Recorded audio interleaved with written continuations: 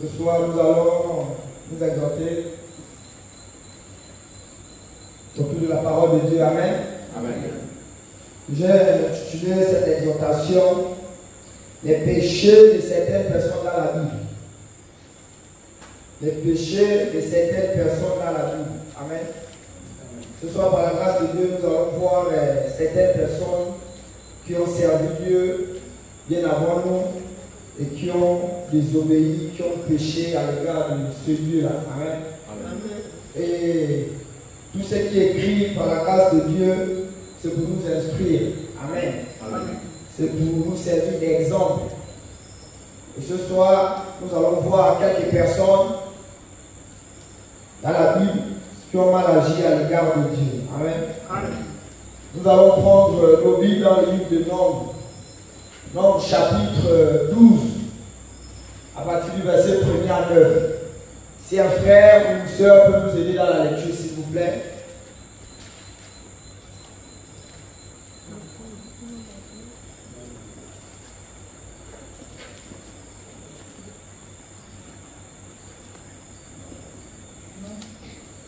Donc 12, premier verset jusqu'à 9. Nombre 12, premier verset. Marie et Aaron parlèrent contre Moïse au sujet de la femme éthiopienne qu'il avait prise, car il avait pris une femme éthiopienne. 2. Ils dirent, est-ce seulement par Moïse que l'Éternel parle? N'est-ce pas aussi par nous qu'il parle? 3. Et l'Éternel l'entendit. Or, Moïse était un homme fort patient, plus qu'aucun homme sur la face de la terre. 4. Soudain l'Éternel dit à Moïse, à Aaron et à Marie, allez-vous trois à la tente d'assignation. Et ils y allèrent tous les trois. 5. L'Éternel descendit dans la colonne de nuée, et il se tint à l'entrée de la tente. Il appela Aaron et Marie, qui s'avancèrent tous les deux.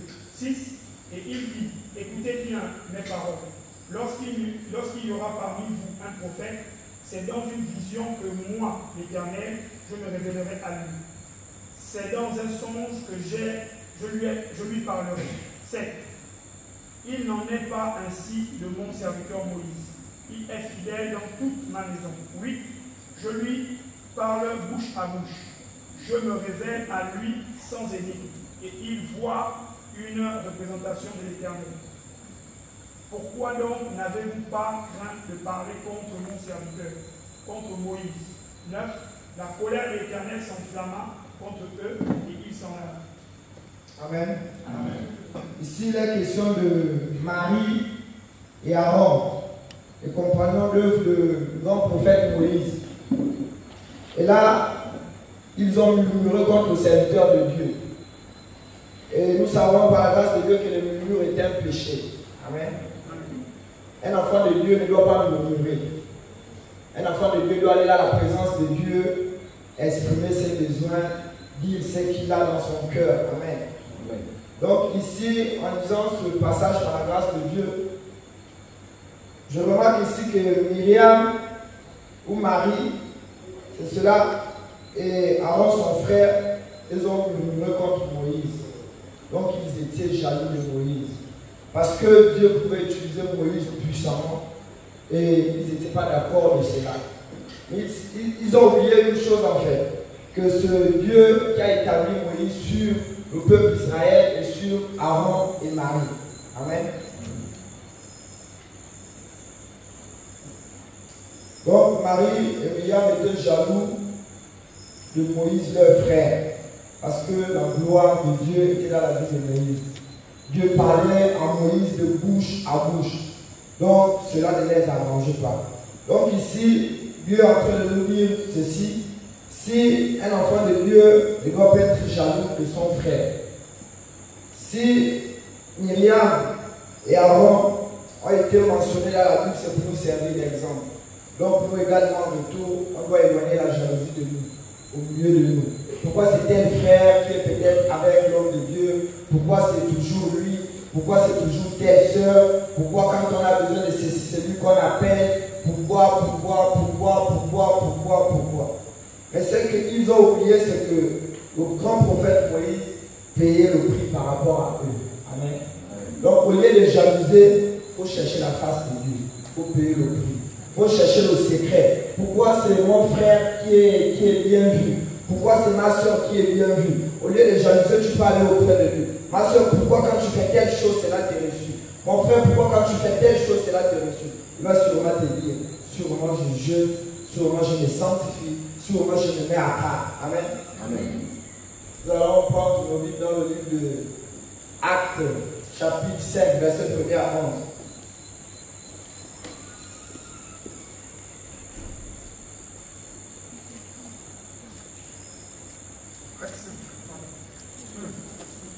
Verset 1er.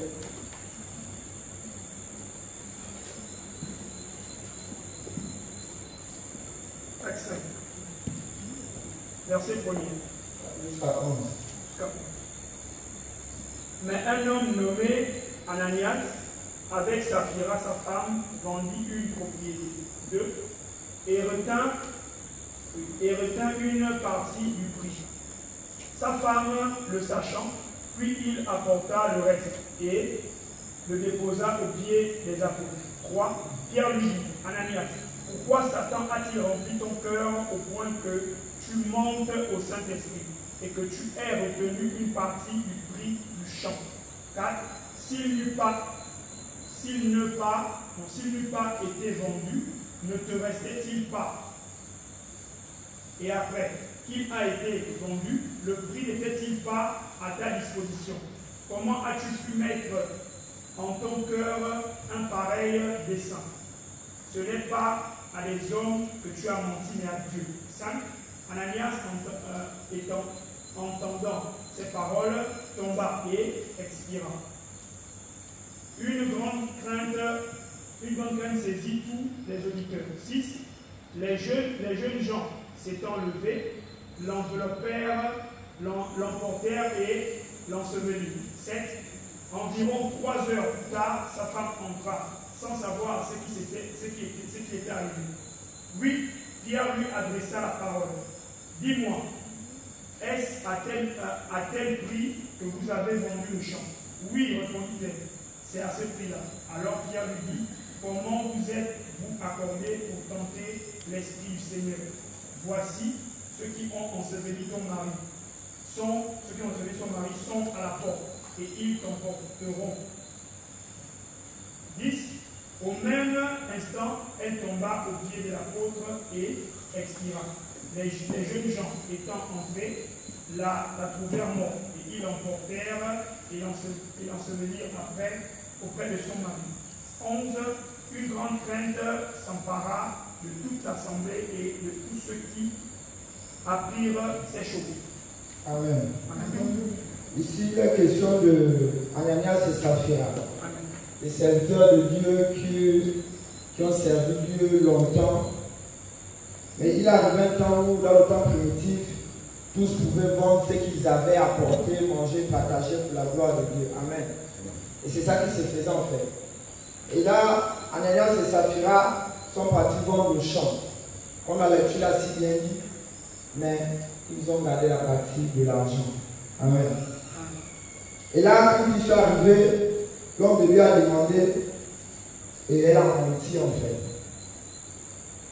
Le mensonge était un péché. Amen. Le mensonge, non seulement c'est un péché, le père du mensonge c'est le diable. Jean-Luc 44 dit cela. Donc un enfant de Dieu ne doit pas mentir, peu importe le mensonge. Même quand tu dis une vérité à moitié, c'est déjà mentir en fait. Donc ce soir, si Dieu nous aide dans ce passage, assurément, tu dis sûrement une vérité à moitié. Il t'arrive de mentir pour échapper à quelque chose, pour te justifier, ou à être cupide. La cupidité également n'est pas pour les enfants de Dieu. Un enfant de Dieu ne doit pas être cupide. Ici, non seulement Ananias et Saphira ont menti, ils étaient cupides. C'est la cupidité qui a fait qu'ils puissent retenir une partie de l'argent en fait. Ils étaient cupides. Parce que s'ils n'étaient pas cupides, ils devaient apporter tout l'argent. Parce que l'homme de Dieu dit, mais quand vous avez vendu le champ, l'argent est entre vos mains, vous n'étiez pas obligé même de donner. Personne n'a forcé. Maintenant que vous avez vendu, pourquoi alors vous avez laissé Satan vous tromper? Donc ce soir, Dieu nous interpelle de ne pas laisser Satan vous tromper. Parce que la Bible dit qu'il rôde, cherchant qui dévorer. Et Satan est là les détails, bien aimé. Tu as dit que je juste dis que papa n'est pas là pour toi qui dort, c'est pas mentir. Et la Bible dit que mentir c'est mentir, péché c'est péché. Il n'y a pas les petits péchés, il n'y a pas les grands péchés. Quand tu as menti, tu as péché. Et un enfant de Dieu ne doit pas mentir. Un enfant de Dieu ne doit pas être cupide. L'amour de l'argent n'est pas pour nous. Amen. Amen. Si tu as besoin de l'argent, demande à ton Dieu. La Bible dit que le ciel et la terre lui appartiennent. Amen. Amen. Et tout ce qui renferme, c'est à lui. Et si nous sommes ses enfants, il suffit de demander, il va nous donner. Donc ce soir, Dieu nous exhorte, bien mes frères, à ne pas être cupide, à ne pas être des serviteurs de Dieu qui mentent, mais à parler selon la vérité, parce que notre Dieu, c'est lui le Dieu de la vérité. Amen. Amen. 1 Roi 13, verset 1.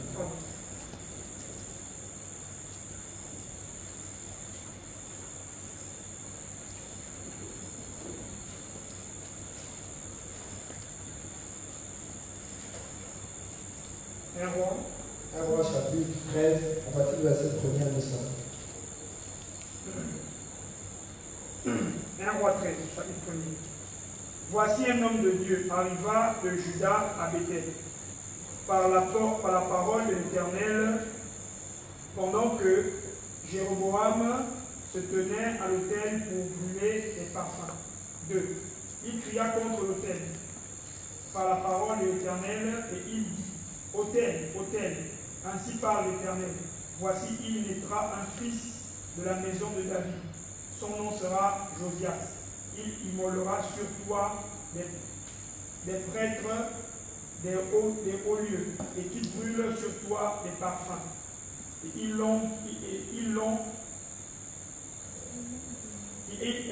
brûlera sur toi des ossements d'hommes. 3. Et le même jour, il donne un signe en disant: c'est ici le signe que l'Éternel a parlé. Voici l'autel se fonda et la cendre qui est dessus sera répandue. 4. Lorsque le roi entendit la parole que l'homme de Dieu avait criée contre l'autel, il avança la main de dessus l'autel en disant: saisissez-le. Et la main que Jéroboam avait étendue contre lui devint sèche, et il ne put la ramener à soi. 5. L'autel se fendit, et la cendre qui était dessus fut répandue, selon le signe qu'avait donné l'homme de Dieu, par la parole de l'Éternel. 6. Alors le roi prit la parole et dit à l'homme de Dieu: implore l'Éternel ton Dieu et prie pour moi, afin que je puisse retirer ma main. L'homme de Dieu implora l'Éternel, et le roi put retirer sa main, qui fut comme auparavant. 7. Le roi dit à l'homme de Dieu: entre avec moi dans la maison, tu prendras quelques nourritures, et je te donnerai un présent. L'homme de Dieu dit au roi: quand tu me donnerais la moitié de ta maison, je n'entrerai pas avec toi. Je ne mangerai point de pain, et je ne boirai point d'eau dans ces lieux-ci. 9.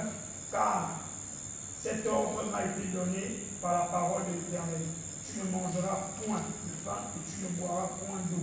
Et tu ne prendras pas à ton retour le chemin par lequel tu seras allé. 10. Et il s'en alla par un autre chemin et il ne prit pas à son retour le chemin par lequel il était venu à Bethel. On va déjà aller au verset 12 en descendant. On va rattraper rapidement. 12. On va sortir quelque chose. 12. Il leur dit: par quel chemin s'en est-il allé? Ses fils avaient vu par quel chemin s'en était allé l'homme de Dieu, qui était venu à Juda. 13. Et il dit à ses fils: scellez-moi l'âne. Et ils lui scellèrent l'âne, et il monta dessus. 14. Il alla après l'homme de Dieu, et il le trouva aussi sous un térébinthe, sur un térébinthe. Il lui Il lui dit, es-tu l'homme de Dieu qui est venu à le Juda? Il lui répondit, je le suis. Alors il lui dit, viens avec moi à la maison et tu prendras quelque nourriture. Mais il répondit, je ne puis ni retourner chez toi, ni entrer chez toi. Je ne mangerai point de pain, je ne boirai point d'eau avec toi en ces lieux-ci. 17. Car il m'a été dit par la parole de l'Éternel, tu n'y mangeras point de pain et tu n'y boiras point d'eau, et tu ne prendras pas à ton retour le chemin par lequel tu seras allé. 18. Et il lui dit, moi aussi je suis prophète comme toi, et un ange m'a parlé de la part de l'Éternel, et il m'a dit, ramène-le avec toi dans ta maison, et qu'il mange du pain et boive de l'eau. Et il lui manquait. 19. Amen. Ici, il est question par la grâce de Dieu, un jeune prophète. Alléluia. Et il a reçu les instructions de Dieu, comme le récit a si bien dit, de ne pas rebrousser le chemin, de ne ni manger ni boire. Et là, dans la ville, si vous allez continuer la lecture jusqu'au verset 24, là, vous allez voir que ce jeune prophète a fini dévoré par des lions. Et là, ce vieux prophète que Dieu n'utilisait plus a été jaloux et là a détourné de la voie de Dieu. Et si ce jeune prophète est réparti, c'est parce qu'il a tout simplement désobéi à Dieu. Amen. Parce que c'est Dieu qui l'a parlé, Dieu l'a dit sûrement audiblement, par songe. Dieu n'a pas utilisé un homme. Et là maintenant, il arrive qu'un homme vient lui parler, au lieu de consulter Dieu, il est réparti. Et assurément, c'est le cas d'un frère ou d'une soeur. Nous sommes nombreux qui partons auprès de Dieu pour des situations. Dieu nous donne des orientations, Dieu nous donne des directives à faire. Et après, on ne les applique pas. Et là, ici, cet homme a désobéi à Dieu. Et la désobéissance l'a causé la mort. Donc, ce soir, bien-aimés frères, Dieu nous parle de ne pas être jaloux. Le cas de Myriam Aaron, le cas du jeune prophète de ne pas désobéir à Dieu, le cas de Saphira Ananias de ne pas mentir et de ne pas être cupide. Amen. Donc, je bénis Dieu encore pour cette petite exhortation. Il a permis que je puisse encourager son peuple en son nom. Amen. Que la gloire et l'honneur lui reviennent. Amen. Je suis au terme de ce moment. Nous allons bénir au Dieu. Que la gloire lui revienne. Nous allons prier le Seigneur. Nous allons demander au Seigneur de nous pardonner. Sûrement, pendant que le frère partageait, il y a quelque chose qui t'a interpellé.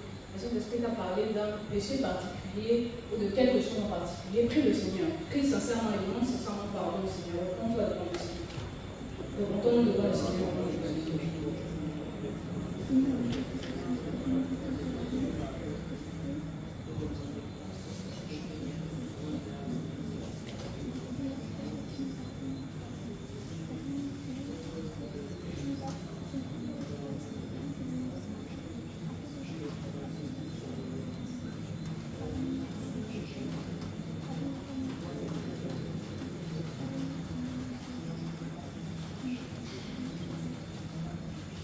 Alléluia.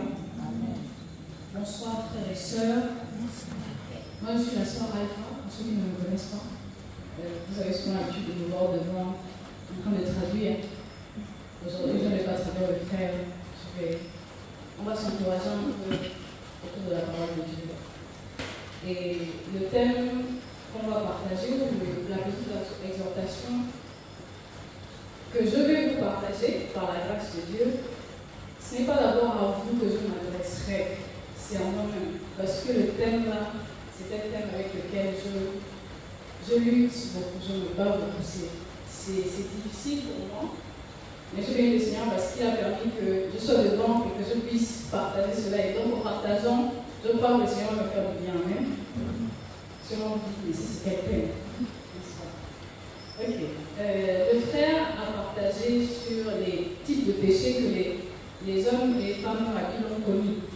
Il a partagé quelques péchés. Quel est l'autre péché que quelqu'un peut connaître, qu'un homme de Dieu a commis, qu'il peut partager avec nous? Un exemple de péché qu'un homme de Dieu, un prophète ou un simple serviteur a commis qu'il peut partager avec la santé. On lit toute la Bible, donc il y a forcément au moins une fois où il est passé par une histoire comme ça. Oui, mon frère André. Il y a le roi David qui a commis l'adultère avec la femme d'un de ses soldats. D'abord en le tuant, ensuite en allant commettre l'adultère. Donc il a commis, il a tué. Il a d'abord fait tuer, il a d'abord fait tuer son soldat, ensuite il a pris sa femme. Mais faire tuer, est-ce que c'est pas tuer? Bon, si on veut. Ok. Voilà, tuer et ensuite prendre sa femme. D'accord. Il y a un autre péché, on en a souvent parlé, mais on oublie facilement parce qu'il faut beaucoup veiller pour ne pas tomber dedans. Et on va aller lire ça dans Proverbe 18, verset 9. Certains sûrement connaissent déjà le verset en question. Et d'autres vont découvrir. Proverbe 18, 9. On attend que les autres soient à la page.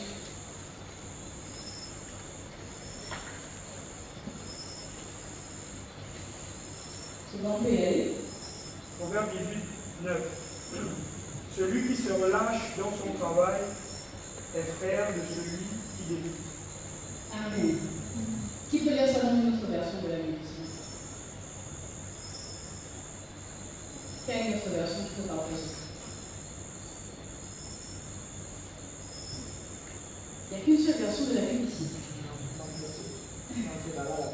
Ah, ok. Donc, je lis dans la version en attendant. Celui qui se relâche dans son travail est frère de celui qui détruit. Quelle est notre version? Non. Ok, c'est pareil partout. Presque pareil partout ou pareil partout? Qu'est-ce qu'on dit dans ta version, frère Daniel? Dans le second église, celui qui se relâche dans son travail est frère de celui qui détruit. C'est exactement la même chose. Dans la version Semeur, il dit qui se relâche dans son travail est frère de celui qui détruit. Amen. Et vous avez rendu compte que souvent, oui, c'est quelle est la version? Ah, gloire à Dieu. Celui aussi qui se porte lâchement dans son ouvrage est frère de celui qui dissipe ce qu'il a.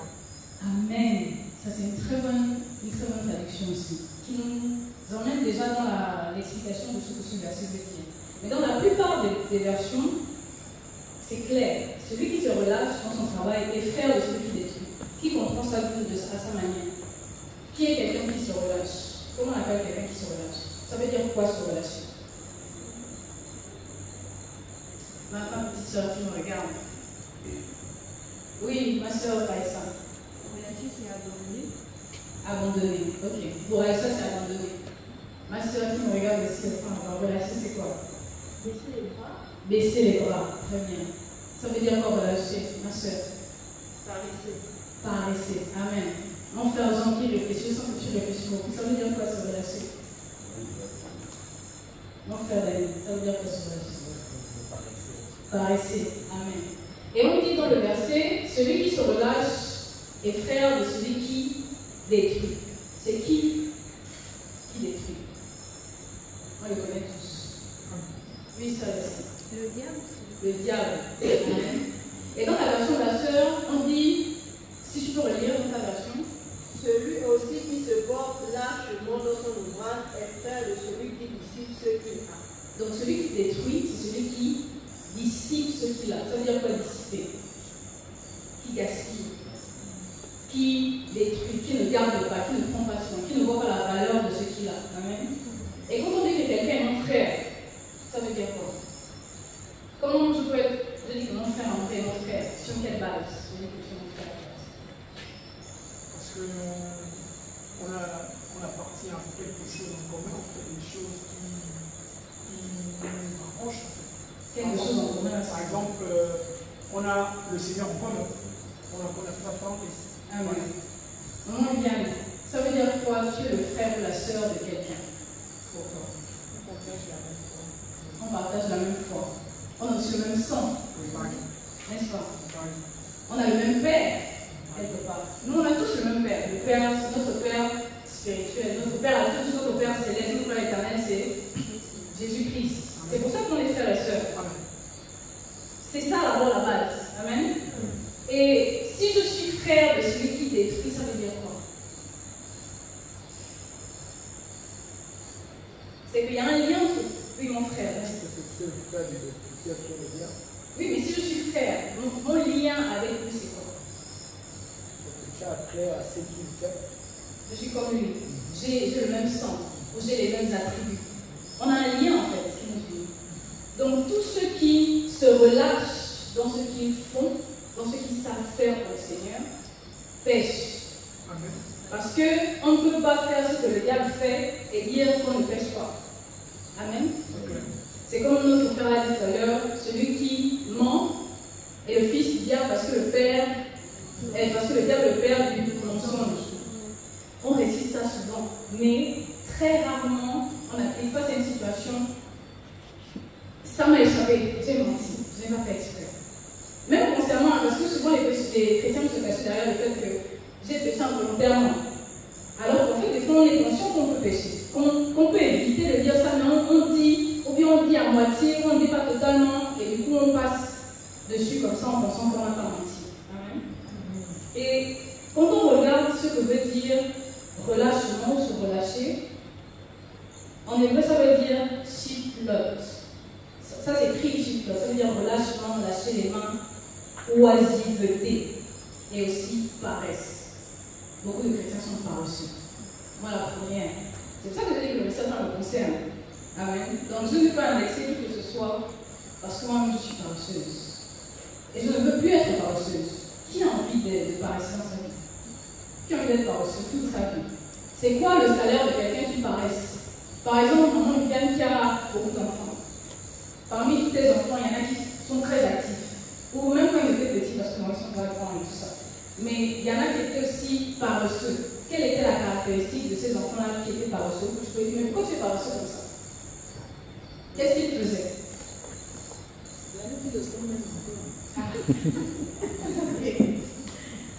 Qu'est-ce qui les caractérise? Comment on dit que quelqu'un est paresseux, quelqu'un est lâche, quelqu'un est oisif, quelqu'un ne fait rien, il baisse les bras? C'est pas qu'il ne veut pas travailler. Il ne veut pas travailler. Il ne veut pas travailler. Il veut rien faire. Il prend les forces à le faire, il ne fait pas. Amen. Ça veut dire que le relâchement a quelque chose à voir avec le travail. Et donc le travail qu'on fait pour le Seigneur, puisqu'on est chrétien. Amen. Et donc les synonymes, on les a vus déjà. Se relâcher, c'est être lâche dans son travail. Dans la version de la sœur, c'est ça qu'on dit. Et un lâche, c'est quelqu'un qui est oisif, qui est inactif, qui est paresseux, qui trouve toujours des excuses pour ne pas faire ce qu'il doit faire. Est-ce que vous connaissez quelqu'un comme ça? Pour tout, il s'excuse. Non, là, je ne pouvais pas faire parce qu'il y a tel qui a fait ça. Je devais venir à l'enseignement à l'heure, mais je n'ai pas pu venir parce qu'il y a eu la pluie. Le dimanche, on a tous vu ça. Je pense que tous ceux qui ne sont pas venus dimanche vont dire que l'excuse pour laquelle ils ne sont pas venus, c'est la pluie. Amen. Est-ce que tu vas leur reprocher de te dire ça? Mais c'est une excuse qui fait qu'ils ne se sont pas levés pour aller faire ce qu'ils savaient qu'ils devaient faire pour le Seigneur. Amen. Un paresseux ou un lâche, parce que celui qui se relâche, c'est un lâche, quelqu'un qui baisse les bras, c'est quelqu'un qui n'aime pas l'effort. Il n'aime pas faire l'effort, il n'aime pas les choses qui sont difficiles. Même à l'école, vous avez remarqué, quelqu'un va plus aimer, je vais prendre ma petite soeur qui est à l'école. Quelle matière tu aimes le plus à l'école? Français. J'avais ça dans mon esprit, mais je voulais que quelqu'un dise. Mais si tu demandes à un enfant, il va te dire les maths là, c'est compliqué. Pourquoi? Parce qu'il faut beaucoup réfléchir. Le français c'est facile parce que bon, je parle déjà français et puis j'apprends seulement les règles de grammaire. Amen. Je ne dis pas que tu es paresseuse. Quelqu'un qui se relâche, c'est quelqu'un qui est négligent. Il fait les choses, mais il ne les fait pas avec diligence, il ne les fait pas avec sérieux. Il ne les fait pas avec... Il ne va pas jusqu'au bout en fait. Et c'est quelqu'un qui n'est pas ferme, qui n'est pas déterminé à achever ce qu'il commence. C'est quelqu'un aussi qui tolère tout. Les laxistes. Qui connaît un laxiste? Il est comment? Il accepte tout. Et on a beaucoup de chrétiens comme ça. Il n'a pas de position, il n'est pas ferme. Dès que le vent va vers la gauche, il va avec le vent vers la gauche. Dès que le vent va à droite, il va vers la droite. Il prend toujours le côté qui fait en sorte qu'il ne se retrouve pas dans les problèmes. Ça fait partie de du relâchement, de la négligence, de la paresse. Parce que je ne veux pas, j'ai peur en fait de prendre position parce que je ne sais pas ce qui va se passer derrière. Donc j'accepte tout, je tolère tout. C'est quelqu'un qui n'a pas de principe. Pour tout et pour rien, il passe à côté ses principes. Si dans la Bible t'a dit ne mens pas, la Bible t'a dit ne désobéis pas à Dieu, écoute Dieu avant d'écouter les hommes, face à une situation, il va décider d'écouter un homme plutôt que d'écouter Dieu. Amen. Et quelqu'un qui se relâche sur son travail ne fera jamais efficacement l'œuvre de Dieu. On a eu un séminaire où on a parlé des étoiles. Tout le monde veut voir son étoile être manifestée. Tout le monde veut être une étoile. Tout le monde veut briller. Mais personne ne veut faire les efforts qu'il faut pour voir ces étoiles-là briller et se manifester. Depuis qu'on a fait le séminaire, qui a changé quelque chose dans sa manière de vivre? Parce qu'il a reconnu qu'il a telle étoile, ou il est une étoile lui-même. Qu'est-ce que quelqu'un a changé depuis ce séminaire? Qu'est-ce que ça a apporté dans ta vie depuis que tu as connu les choses que tu as connues après le séminaire? Qui peut partager? Qu'est-ce que tu faisais avant et depuis que tu sais que tu as l'étoile de quoi? Des finances, par exemple. L'étoile, parce qu'on aime beaucoup l'étoile des finances, ou l'étoile du leadership, ou l'étoile de l'autorité. Qu'est-ce que tu as changé dans ta vie pour voir cette étoile-là se manifester et briller? Qui veut partager? Donc, frère Martin réfléchit. Chacun de nous peut répondre dans son cœur. Et si on n'a encore rien fait, c'est qu'on est paresseux. C'est qu'on se relâche. C'est que tout ce qu'on apprend là, tout ce qu'on a appris depuis là ne nous sert à rien.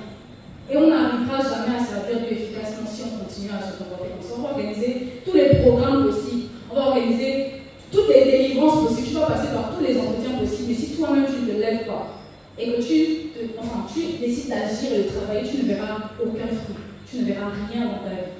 Amen. Malgré tous les dons, les talents, les étoiles que Dieu t'a données, tu mourras avec ces dons, ces talents, ces étoiles-là en toi. Parce que tu n'auras rien fait. Pour devenir chrétien, on a dû prendre la décision d'accepter Jésus-Christ, n'est-ce pas? Malgré le fait qu'on nous a prêché la parole, il y a un jour où nous-mêmes on a décidé, je me lève, j'accepte Jésus-Christ de Nazareth. Et dimanche, on nous a parlé de la conversion. La conversion, c'est un acte que moi-même je pose, j'ai décidé de me détourner. Le Saint-Esprit me convainc, amen. Le Seigneur Jésus me parle, la parole me touche, mais c'est moi qui prends la décision de me détourner du péché, de me tourner vers Jésus pour le suivre. Donc c'est chacun de nous qui doit faire ça. Et si tu es quelqu'un qui est paresseux, tu vas dire, comme on dit souvent, j'attends le temps de Dieu. Je ne suis pas encore prêt. N'est-ce pas? Les gens qui sont comme ça, ce sont des lâches. Et il y a un verset que j'aime beaucoup aussi, comme ce verset-là qu'on a lu, les lâches n'hériteront pas le royaume de Dieu. Dans l'Apocalypse, vous pouvez lire ça. Et c'est même les premiers qu'on cite. Ils n'hériteront pas le royaume des cieux. Donc ne seront pas des lâches au nom de Jésus. Amen. Et on a dit que celui qui se relâche, c'est quelqu'un qui est frère de celui qui détruit. Celui qui détruit, c'est celui qui dissipe, celui qui gaspille, celui qui ravage. Celui qui perd et qui gaspille tout ce qu'on lui donne. On a tous un enfant là aussi, je connais l'expression là qui dit, tu as l'impression qu'il a les gillettes sur ses mains. Les mains percées. Tout ce qui touche, ça se gaspille ou bien ça c'est déçu. En fait, tu donnes à une soeur par exemple, je prends un exemple comme ça qui me vient, une robe que tu avais avant, par exemple, et tu l'as eu pendant 2 ans. Et dès que tu donnes ça à la soeur, au bout de deux mois, la robe est bizarre. Alors que toi, tu as gardé ça pendant 2 ans et tu lui as donné une robe bien propre comme la mienne là. Et au bout de 2 ans, ça ne ressemble plus à rien. Soit elle n'a pas pris soin de ça, soit elle ne sait pas prendre soin de ça, soit elle a négligé le cadeau qu'on lui a donné. Que chacun de nous fasse sa propre introspection. Amen. Et c'est dans Jean 10 qu'on dit que la mission du diable, ça aussi c'est un verset qu'on connaît tous. Mon frère Jean peut même expliquer ça par cœur. Jean 10 dit quoi?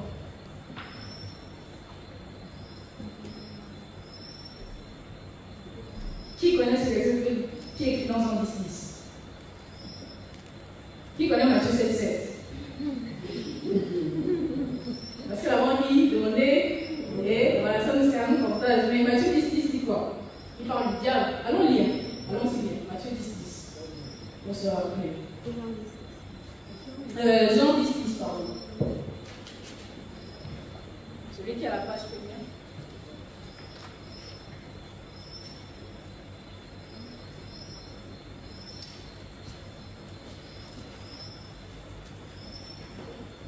Jean 10. Le voleur ne vient que pour dérober, égorger et détruire. Moi, je suis venu afin que vos vies aient la vie et qu'elle soit dans l'abondance. Amen. On parle du voleur. Le voleur, c'est qui ici? La mission du diable, c'est de faire peur dans nos vies. C'est de voler ce que le Seigneur nous a donné. On a parlé pendant le séminaire des hommes et des femmes à qui les étoiles avaient été volées. Et on a demandé restitution. On a beaucoup tous prié pour la restitution. Mais une fois que le Seigneur te restitue ce que le diable t'avait volé, comment tu fais pour garder ça pour que le diable ne vienne plus voler? Parce que c'est son travail. Il va continuer à faire sa mission, qui est de dérober, égorger et détruire. Donc si on ne veille pas, si on se relâche, une fois que tu as reçu les étoiles que Dieu t'a données, une fois que tu as reçu les dons que Dieu t'a donnés, tu t'assois, le diable va revenir récupérer. Amen. De chacun de nous faire son propre examen. On va aller dans les causes, on peut voir les causes, on a défini. Et on va voir les causes du relâchement, les causes de la paresse, les causes de la négligence. Dans la vie d'un enfant de Dieu, né de nouveau chrétien, on ne parle pas des païens, ici on parle de ceux et celles qui, par la grâce de Dieu, ont donné leur vie à Jésus et qui s'efforcent ou qui veulent s'efforcer à servir le ciel et qui ont pour but la vie éternelle. Quelqu'un qui est lâche, quelqu'un qui est paresseux, qui est négligent, qui est oisif, c'est quelqu'un qui n'a aucun but. Donc si tu es chrétien et que tu te relâches et que tu es paresseux, c'est que ton but, ce n'est pas d'aller au ciel. Est-ce qu'on est d'accord? Parce que tu es frère de celui qui détruit. Celui qui détruit, il vit où? En enfer. Donc si tu es son frère, tu iras rejoindre le monde de ta famille en fait. Tu ne peux pas espérer d'aller dans une autre famille alors que ta famille c'est celle-là. Ton sang c'est celui-là. Amen. Donc un chrétien, une chrétienne qui est paresseux, oisif, négligent, lâche, ne cherche pas le ciel. Quelles sont les causes du relâchement? Ou les causes de... Qu'est-ce qui fait en sorte que quelqu'un devienne lâche? Qui peut donner quelques exemples? Ou qu'est-ce qui lui vient à l'esprit? Oui, frère Daniel. La peur. Très bien. À cause de la peur, je ne peux pas aller en mission en France.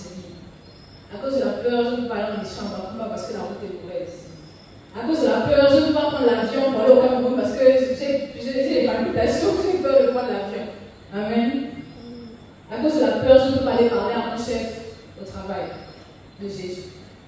Je ne peux pas dire à mon père que ce qu'il fait c'est mauvais, ou à ma mère que ce qu'elle fait c'est mauvais. Je ne peux pas dire la vérité aux gens parce que j'ai peur.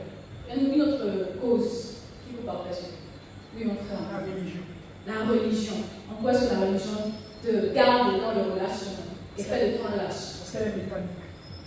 Tu fais que répéter les mêmes choses pour ta vie sans réfléchir. Tu n'as pas le but. Pour avoir l'esprit de Dieu. C'est juste parce que tout le monde fait la même chose. C'est bon. D'accord. Voilà. Ça peut être l'exemple de laxiste. Tout le monde fait ça, je fais ça aussi. Amen. Un autre exemple, ma soeur Flora, qui réfléchit beaucoup. Je sens que tu donnes une grande réflexion. Une cause du relâchement, ma soeur Chimène. L'abandon. De quoi?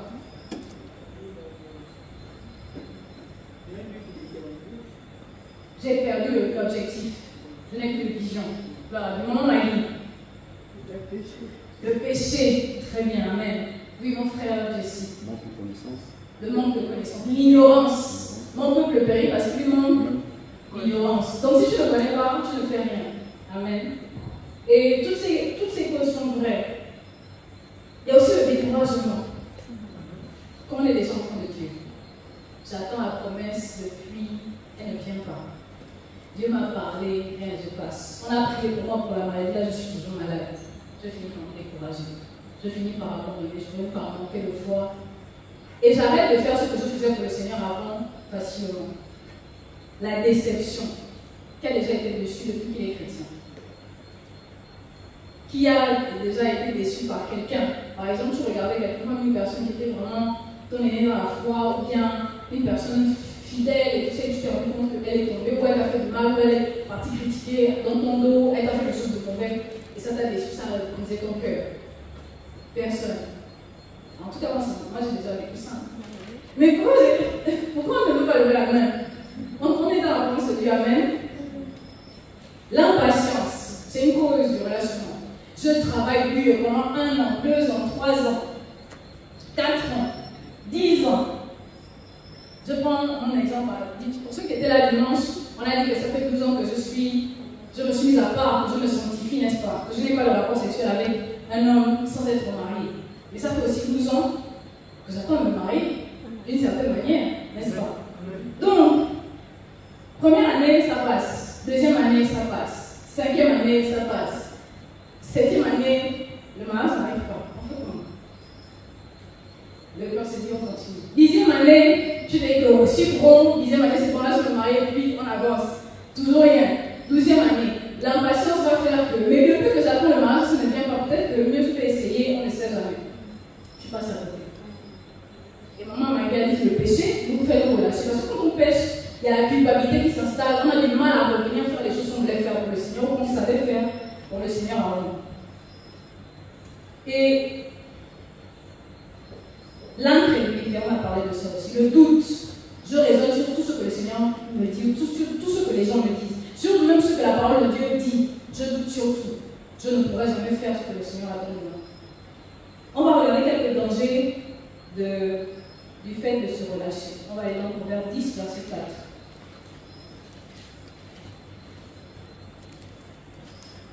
Et comme mon frère envoie sur la page, on va lire.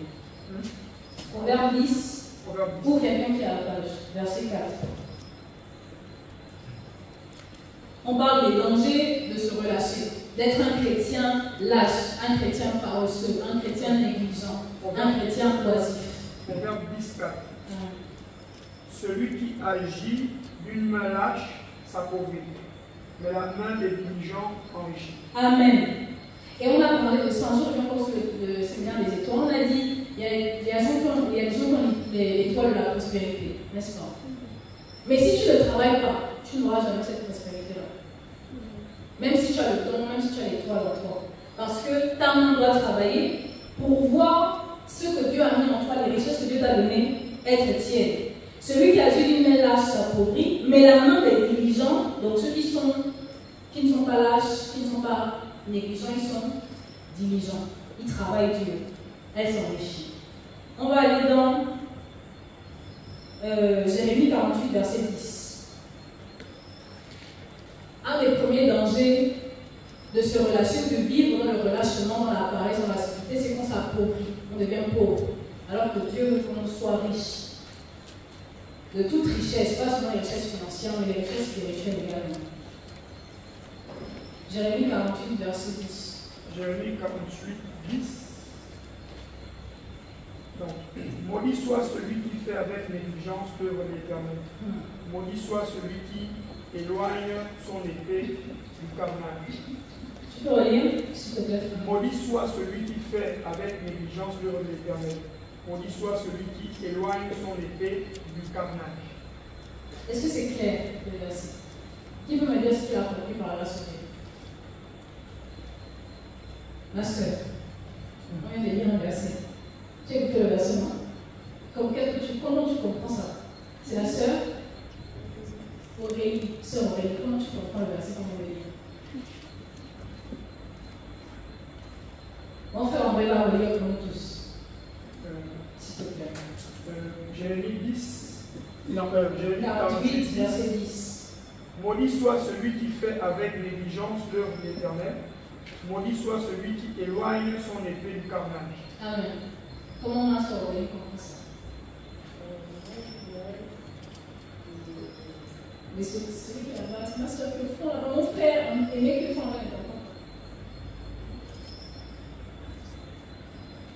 Je dirais que nous, en tant que chrétiens, nous ne devons pas négliger l'œuvre du Seigneur en fait. Quel que soit ce dont la grâce vient, on doit toujours être motivé. Ok, d'accord. Est-ce que la sœur Aurélie peut lire le même verset dans sa version? Maudit celui qui fait l'œuvre de l'Éternel sans y mettre son cœur. Maudit soit qui refuse le sang à son épée. Amen. J'aime bien la version de la sœur. Donc quand je fais quelque chose avec négligence, c'est que je ne le fais pas avec le cœur. N'est-ce pas? On dit ça souvent dans le monde bien, de façon habituelle, on dit souvent, pourquoi tu fais ça avec le cœur? N'est-ce pas? Et c'est ça en fait, être négligent. C'est que tu veux faire, tu ne veux pas faire. Tu fais un peu, tu ne fais pas correctement, tu ne fais pas tout. Et on dit une personne qui agit comme ça, qui fait l'œuvre de Dieu Dieu. Et là, on parle de l'œuvre de Dieu, on parle des hommes et des femmes qui sont chrétiens. Amen. Maudit soit celui qui fait avec négligence. Donc, qui n'a pas tout son cœur dans l'œuvre de Dieu, il est maudit. Maudit soit celui qui fait l'œuvre de Dieu avec négligence. Donc si tu es lâche, si tu es négligent, si tu es paresseux, la malédiction de l'Éternel est sur ta tête. Ça, c'est pas moi qui dis, c'est la parole de Dieu qui dit. Et moi, ça me fait peur quand je vois ça. Parce qu'on lit des versets, on ne mesure pas la portée de ce que ces versets veulent dire. La même Bible qui dit, maudit soit celui qui fait l'œuvre de Dieu avec négligence, c'est la même Bible qui dit que nous avons été bénis de toutes les bénédictions dans les lieux célestes. C'est la même Bible qui dit que Jésus-Christ nous aime et qu'à cause de nous, il peut donner des nations. N'est-ce pas? Mais c'est la même Bible. Donc si on accepte ces autres paroles-là, on doit accepter cette parole-là aussi. Et ça doit nous faire servir le Seigneur avec crainte et tremblement. Amen. On va aller dans Proverbe 12, verset 24. On va voir un dernier danger. Il y en a beaucoup. Proverbe 12, verset 24. Proverbe 12, 24.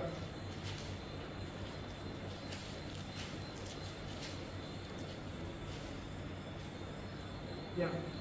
12, 24. Les mains des diligents la main des diligents dominera, mais la main du lâche sera tributaire. Amen. Dans la version de Maurice, s'il te plaît. Ceux qui travaillent avec zèle s'assurent la direction des affaires, mais les nonchalants seront astreints au corps. Amen. On a encore ici une autre définition de quelqu'un qui se relâche. Il est nonchalant. Amen. Et on dit quoi? Si tu peux relire seul. Ceux qui travaillent avec zèle s'assurent la direction des affaires, mais les nonchalants seront astreints au corps. La main des diligents dominera, mais la main des lâches sera tributaire. Si tu es quelqu'un de lâche, un chrétien lâche, tu seras toujours en bas. Tu seras toujours le serviteur de l'autre. Donc tu devais être celui qui dirige les autres. Tu vivras dans l'esclavage. Alors que tu es celui qui doit diriger. Alors que tu dois être libre. Et à chaque fois, on fait toujours la différence entre le dirigeant et le négligent. Entre le dirigeant et le lâche. Celui qui fait les choses de Dieu avec le cœur et celui qui fait les choses de Dieu sans le cœur. Et la Bible est claire sur la récompense de chacun d'entre eux. Amen. Maintenant, on va voir un peu. Et là, ce n'est pas. Il n'y a pas de solution miracle. Par la grâce de Dieu, c'est un sujet ou un thème que chacun doit aller creuser. C'est une introspection personnelle, c'est un examen personnel. La parole de Dieu nous dit de nous examiner soi-même tous les jours pour savoir si on est encore dans la foi, si on est encore sur le droit chemin. Donc, si tu as déjà fait 20 ans dans la foi chrétienne, regarde ta vie, examine-toi. Si ça fait même seulement 1 an, regarde comment tu étais quand tu avais ta vie à Jésus, regarde comment tu es maintenant. Est-ce que tu es la même personne? Est-ce que tu sers toujours le Seigneur de la même façon? S'il y a quelque chose qui s'est passé que tu ne sers de la même façon, si la réponse est non, cherche la cause. Qu'est-ce qui a fait que tu t'es relâché dans ce que tu faisais pour le Seigneur? Et maintenant, cherche à te relever avec le Seigneur. Le Saint-Esprit va te donner les orientations. Amen. Amen. Amen. Ça va par la grâce de Dieu. Comment ne pas se relâcher et tenir ferme tous les jours? On a dit celui qui se relâche, c'est quelqu'un qui n'a pas le but, donc qui n'a pas envie d'aller au ciel. Et on veut tous aller au ciel par la grâce de Dieu. Premier exemple, premier conseil, je vais dire ça comme un conseil parce que ce n'est pas des règles établies. Et chacun peut ajouter à cette liste-là ce qu'il voudra. Donc la réflexion, la méditation peut continuer dans vos maisons avec le Saint-Esprit, dans votre intimité avec le Seigneur. Comment ne pas se relâcher? Il faut suivre l'exemple de Jésus. Comment Jésus avait sur terre? C'est que quand tu lis la vie de Jésus, dans Matthieu, tous, quand c'est convertis, on a commencé à lire les épîtres. Matthieu, Jean, Luc et tous les autres. Et on voyait que Jésus était comme infatigable. Il marchait. À l'époque, on n'avait pas de voitures. Il faisait des kilomètres. Mais il avait toujours le temps pour prier. Il avait toujours le temps dans la présence de Dieu. Il avait toujours le temps pour enseigner. Il avait le temps pour délivrer. Il avait les forces qui étaient toujours renouvelées. Suivons l'exemple de Jésus. Cherchons à connaître comment il a fait. Et prenons l'exemple de lui parce qu'on est censé faire comme lui. On est censé être ses ambassadeurs. On est censé être renouvelé à son image et à sa ressemblance. Et un chrétien doit être comme Jésus. Et on nous appelle tous disciples de Christ, n'est-ce pas? On cherche tous à être disciples de Christ quand on devient chrétien. Un disciple, c'est quelqu'un qui est complètement abandonné à Jésus, il est consacré. Il est vraiment, il suit Jésus. Et dans le disciple, il y a discipline. C'est une discipline de vie. Pour atteindre tes objectifs, même dans la vie, si tu veux atteindre tes objectifs, tu dois un peu te discipliner. Si tu veux réussir à l'école, tu dois avoir une petite discipline. Tu dois avoir une vie ordonnée. Amen. Et faisons tout simplement comme Jésus. Deuxième point, on pourrait lire à la maison Jean 17, verset 4, on pourrait même lire tout le chapitre. Le deuxième point, ou le deuxième conseil, comment ne pas se relâcher. Il faut nourrir notre foi et grandir dans la connaissance de la parole de Dieu. Et c'est des choses qu'on dit tous les jours. Souvent, je dis des fois aux frères, quand ils partagent que, mais ce qu'il dit là, je connais déjà ça. J'ai déjà écouté ça. Mais est-ce qu'en connaissant, je mets en pratique? Et la répétition est salutaire. C'est ce que Paul disait. Il passait son temps à répéter les mêmes choses parce qu'elles sont salutaires pour nous. Et quand tu arrives à un niveau, tu te dis que, mais je connais déjà, c'est ce que j'ai besoin encore qu'on enseigne pour ça, ou bien j'ai envie d'aller chercher plus, c'est que faire attention. Amen. Et on a dit donc qu'il faut nourrir notre foi, et on nourrit notre foi par la parole de Dieu. La foi vient de ce qu'on entend, ce qu'on entend vient de la parole de Dieu. Amen. Et la foi aussi, c'est faire ce que Dieu dit. Et on peut lire ça dans 1 Corinthiens 16, verset 13. On ne lira pas, vous pouvez lire à la maison. Et vous pouvez lire aussi 1 Pierre 5, verset 8. Donc on doit nourrir notre foi. Et ce qui nourrit notre foi, c'est la parole de Dieu. Donc on doit passer du temps dans la présence de Dieu. On doit trouver du temps dans la présence de Dieu. On doit aimer méditer la parole de Dieu, aimer lire la parole de Dieu, connaître ce que le Seigneur dit de nous, ce que le Seigneur veut qu'on fasse et ne veut pas qu'on fasse, et comment on doit vivre notre foi chrétienne dans ce monde. Troisième point, nourrir la présence de Dieu dans notre vie au travers d'une discipline de vie qu'on s'impose nous-mêmes. Et on va aller lire 1 Corinthiens 9, verset 27.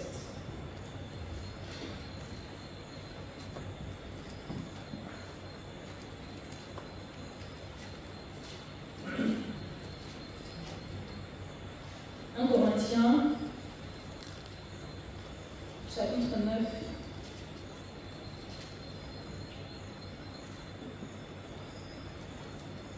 Et on va lire même à partir du verset 24. 1 Corinthiens 9, verset 24. Ne savez-vous pas que ceux qui courent dans le stade courent tous, mais qu'un seul remporte le prix? Courez de manière à le remporter. 25. Tous ceux qui combattent s'imposent toute espèce d'abstinence, et ils le font pour obtenir une couronne corruptible. Mais nous, faisons-le pour une couronne incorruptible. 26. Moi donc, je cours, non pas comme aventure, je frappe non pas comme battant l'air. 27. Mais je traite purement mon corps, je le tiens aussi assujetti, de peur d'être moi-même rejeté après avoir péché aux autres. Amen. Est-ce que la sœur Moïse peut lire sa version? 1 Corinthiens 9, à partir du verset 24. Ne savez-vous pas que sur un stade, tous les concurrents courent pour gagner et cependant un seul remporte le prix? Courez comme lui de manière à gagner. 25. Tous les athlètes s'imposent une discipline sévère dans tous les domaines pour recevoir une couronne, qui pourtant sera bien vite fanée, alors que nous aspirons à une couronne qui ne se flétrira jamais. 26. C'est pourquoi, si je cours, ce n'est pas à l'aveuglette, et si je m'exerce à la boxe, ce n'est pas en donnant des coups en l'air. 27. Je traite durement mon corps, je le maîtrise sévèrement, de peur qu'après avoir proclamé l'évangile aux autres, je ne me trouve moi-même disqualifié. Amen. Dans ce verset, on parle de discipline. Amen. Et on prend l'exemple des athlètes pour se préparer. Il y a eu les Jeux olympiques récemment là-bas. Tous les athlètes se sont préparés pendant des années, pendant même des mois, pendant plusieurs. J'ai vu une vidéo d'une femme qui s'est préparée. Elle a dit qu'elle va courir le marathon de sa vie pour la première fois. C'était 47 km. Elle n'avait jamais couru de marathon avant. Elle a dit je vais me préparer. Donc elle c'est 40, non, celui-là c'est 47. Un marathon c'est 40. En tout cas, ce que j'ai vu, c'est 44. Elle a même dépassé. Donc je ne sais pas quel type de marathon ils ont fait, mais elle montrait les kilomètres à chaque fois qu'elle courait. Et elle a fait une préparation, elle s'est préparée des mois à l'avance, parce qu'elle savait qu'elle allait courir un marathon, elle n'avait jamais couru. Elle a changé sa manière de manger. Elle a décidé de courir, de faire 1 km tous les jours, après faire 5 km, après faire 10 km, après elle a fait 12 km, elle a fait 20 km. Elle a commencé à courir toute seule, après elle a commencé à prendre quelqu'un pour courir avec elle pour l'accompagner, après elle a commencé à se challenger. Et le jour J, elle n'a pas gagné, mais elle a eu une belle performance pour un débutant, pour une débutante. Elle s'est préparée. Si elle était partie faire le marathon, faire 42, 47 km sans se préparer, elle serait morte, étouffée. Ou bien elle aurait abandonné, elle ne serait pas arrivée jusqu'au bout. Chacun de nous, pour nos affaires personnelles, pour notre travail, pour beaucoup d'autres choses qui n'ont rien à voir avec le Seigneur, on trouve la façon de se discipliner. Parce qu'on a envie d'obtenir quelque chose. On va tous les jours au travail. J'ai mon frère qui a dit qu'il n'est pas là, mais le travail, il travaille même le soir. Il travaille la nuit. Normalement, c'est 7h, 15h, mais il va au-delà des heures parce que l'entreprise lui impose, il doit finir un travail. Il doit finir une construction. Mais il s'impose la discipline de rester jusqu'à cette heure-là.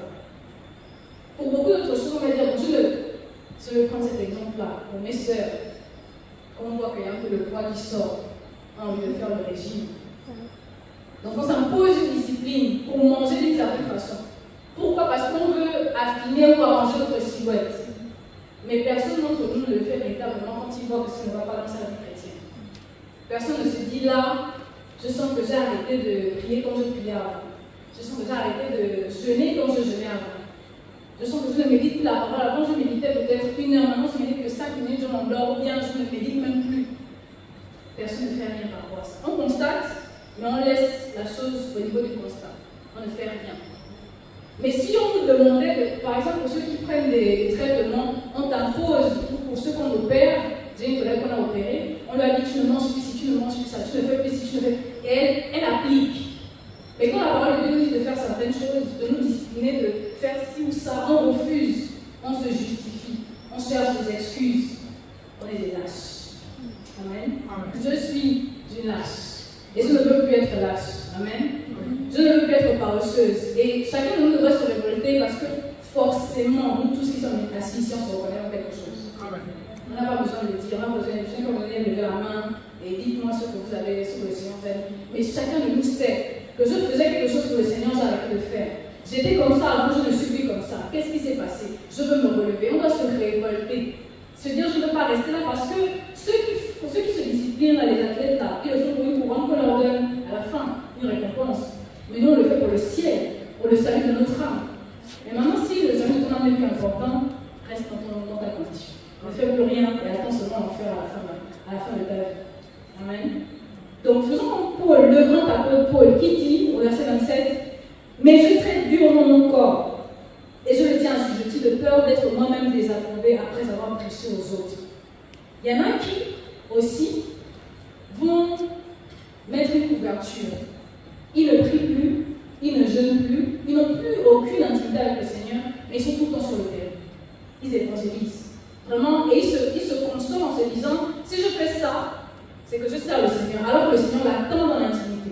Le Seigneur l'attend dans le jeûne, le Seigneur l'attend dans la méditation, dans la parole. Mais il va se donner plus à une activité parce que c'est plus facile pour lui. Rappelez qu'on a dit que celui qui est paresseux, qui est oisif, qui se relâche, c'est quelqu'un qui aime des choses qui sont faciles, qui ne sont pas dures. Donc si pour lui, évangéliser, c'est pas compliqué, c'est juste sortir sur le terrain.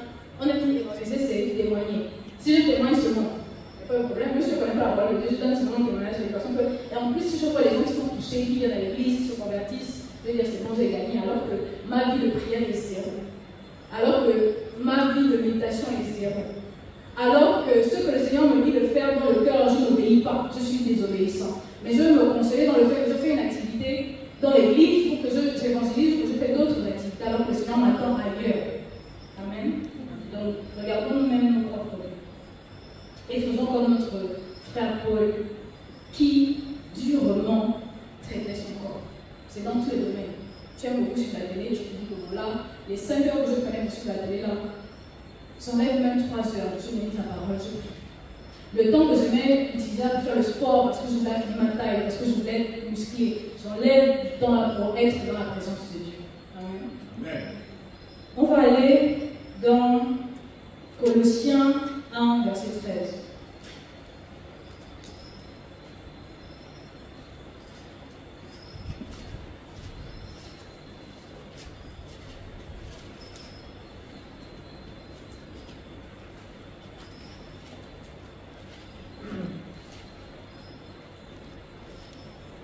Colossiens 1, verset 13. Colossiens 1, 13. On commence à partir du verset 12. Colossiens 1, 12. Rendez grâce au Père qui vous a rendu capable d'avoir part à l'héritage des saints dans la lumière. 13. Qui vous a délivré de la puissance des ténèbres et nous a transportés dans le royaume du Fils. Le royaume du Fils de son amour. Voilà. 14, on dit. 14. En ce qui nous avons la rédemption, la rémission des péchés. 15. Il est l'image de Dieu en lieu invisible, le premier-né de toute la création. 7. Car en lui ont été créées toutes les choses qui sont dans les cieux et sur la terre. Les visibles, les visibles et les invisibles. Trône, dignité, domination, autorité. Tout a été créé pour lui et pour lui. Amen. Amen. Si on est chrétien, si on reconnaît que Jésus-Christ est notre Seigneur, notre Sauveur, si on reconnaît que c'est par sa grâce qu'on est sauvé, si on sait que Jésus-Christ est la parole de Dieu lui-même, mettons en pratique la parole de Dieu. Parce que ce Jésus qu'on ne voit pas nous donne des instructions au travers de sa parole. Et il veut qu'on la mette en pratique. Si on reconnaît que toutes les choses qui existent, même les choses pour lesquelles on se bat, c'est Jésus-Christ qui a créé ça, allons-y à la source. Ne cherchons pas les choses qu'il a créées, cherchons le Créateur. Amen. Amen. Comment ne pas se relâcher? Il faut aimer la communion fraternelle, avoir une communion fraternelle centrée sur Jésus. Pas les associations, pas les regroupements d'amis, mais une communion fraternelle où on se réunit parce qu'on cherche Jésus. Parce qu'on veut grandir avec le Seigneur. Pas parce qu'on veut raconter, parce qu'on veut se faire voir, parce qu'on veut plaire à notre chair, mais c'est parce qu'on cherche Jésus, on veut s'encourager les uns et les autres. On dit ça dans la parole. Prier les uns pour les autres, supporter pour les uns les autres, encourager les uns les autres par les hymnes et le reste. La communion fraternelle, c'est important. Et on a dit ça aussi dimanche, qu'il y a beaucoup qui viennent à l'église seulement le dimanche. Le reste du temps, on ne le voit même jamais. Il y a des frères que je ne connais pas. Mais je les vois souvent le dimanche. Et après le culte, on a dit Amen, il s'en va. Il n'a même pas le temps de saluer un frère ou une soeur. Il n'a même pas le temps de comprendre ce qui se passe. Il vient, il prend, il part. Comment il va grandir? Quand les brebis sont toutes ensemble dans un troupeau, même si le lion vient, parce qu'elles sont toutes ensemble, elles vont se défendre face au lion. Le lion ne doit pas leur faire du mal. Mais quand la brebis se détache et qu'elle se retrouve toute seule, quand le lion arrive, elle n'a aucune défense autour d'elle, il va la manger parce qu'il sera plus fort qu'elle. Donc c'est pour nous encourager à aimer la communion fraternelle, à partager aussi avec les frères et sœurs. C'est important aussi, parmi les conseils, parmi les plans pour ne pas se relâcher, on a parlé, je reviens dessus, on a parlé du fait d'obéir à la parole de Dieu, de mettre la parole de Dieu en pratique, mais c'est aussi important de mettre en pratique les conseils des aînés dans la foi. Tu as un aîné dans la foi, tu as quelqu'un en qui tu reconnais la grâce, en qui tu reconnais qu'il a la vie de Dieu, il met en pratique la parole, il est fidèle au Seigneur. S'il te dit de faire quelque chose, fais-le, parce que c'est pour ton bien. Ça va t'aider à ne pas te relâcher. Si toi tu veux dormir et il te dit tous les jours à 6 h réveille-toi et prie, ou à 3 h réveille-toi et prie, réveille-toi et prie. S'il te dit tous les samedis, il ou elle, n'importe qui, et là je ne parle pas de frère dans ça, quelqu'un en qui tu vois la grâce de Dieu, tu reconnais que cette personne-là est née dans la foi et que tu peux l'écouter et qui ne te conduira jamais dans quelque chose qui est contraire à la parole de Dieu. S'il te dit de faire quelque chose, c'est que certainement ça va t'aider à grandir dans ta marche avec le Seigneur. Donc, obéis à ce qu'il te dit. Ne cherche pas à raisonner. Amen. Amen. On va voir un dernier point. Et ça, c'est le plus important. Et c'est comme ce qu'on a dit que pour se convertir, nous, on a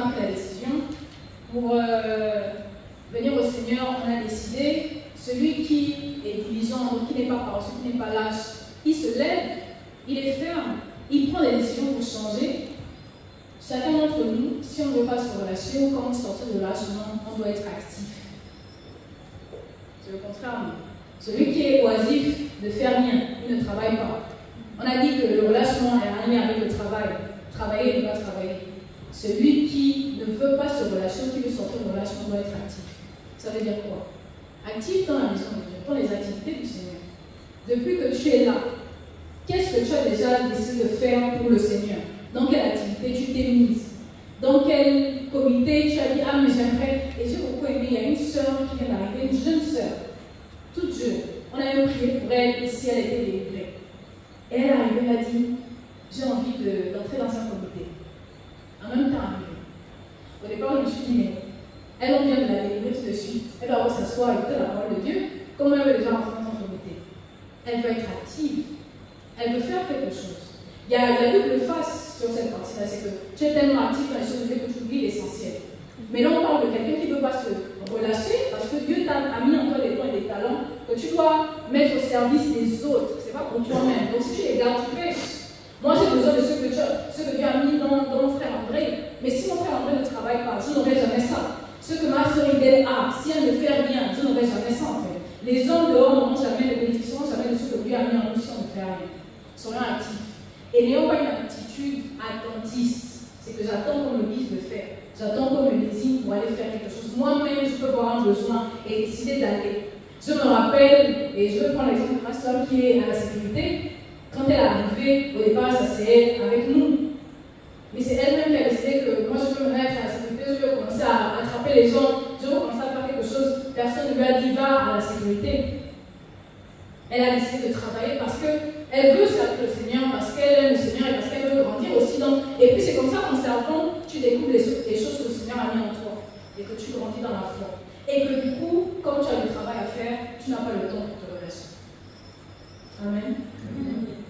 Que le Seigneur nous bénisse. Je pense que forcément quelqu'un a compris quelque chose.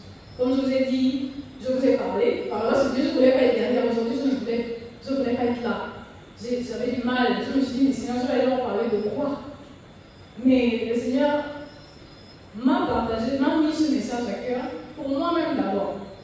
Et j'ai dit, je vais partager ça tel quel. Quand on vient derrière ou quand on se retrouve devant, beaucoup pensent que mais si elle est devant, c'est parce qu'elle est déjà arrivée ou parce que spirituellement, vraiment, voilà, c'est une lionne dans le monde invisible et tout ça. Vraiment, elle est là parce que non, on a tous des faiblesses.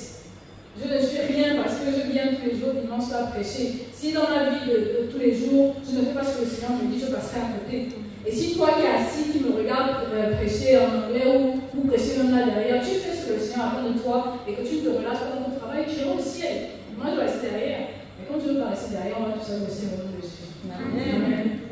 Prions le Seigneur par rapport à ce que chacun de nous a fait. Tu as forcément écouté quelque chose, le Seigneur t'a parlé. Prions et refusons l'esprit de relâchement, refusons de nous relâcher, refusons d'être des hommes et des femmes chrétiennes, oisifs et oisives. Refusons d'être des lâches, refusons d'être le frère de celui qui détruit, la sœur de celui qui détruit. Acceptons de faire ce que Jésus-Christ attend.